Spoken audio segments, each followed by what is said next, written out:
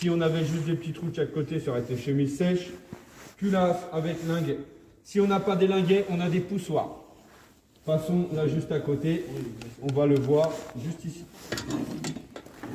Donc, ici, on a une culasse avec des poussoirs.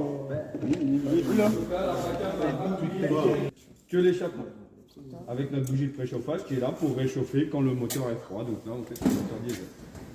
Et donc celui-ci, il est en chemise sèche. Vous avez vu, il y a juste des petites canalisations là de chaque côté. Pour aller refroidir notre bloc moteur. Et donc là, on a bien nos poussoirs qui sont là pour pousser nos soupapes qui sont juste en dessous. Là, ils ne sont pas. Et donc du coup, quand on ouvre la soupape, attendez, je regarde.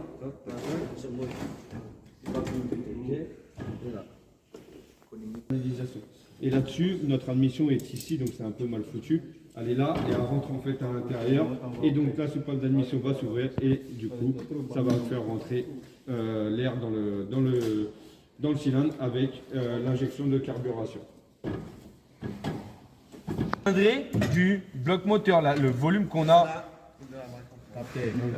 Oui, Arbracam aussi. Les deux, c'est des Arbracam. Sinon, on a un capteur position Villebrequin aussi.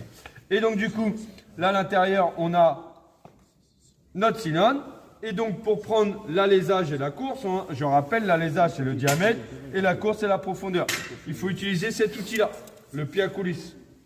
Et donc, du coup, on va prendre le diamètre comme ceci.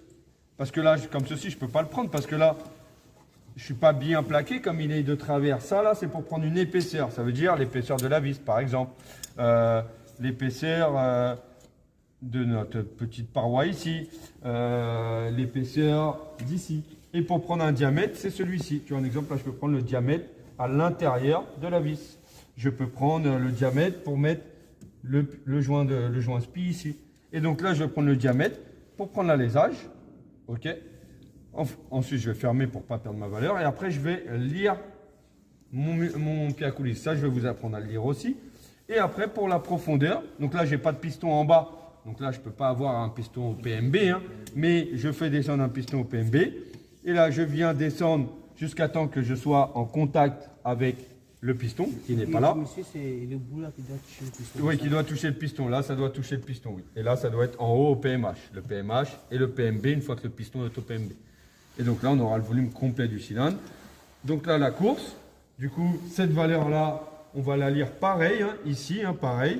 Et l'alésage qu'on a pris tout à l'heure.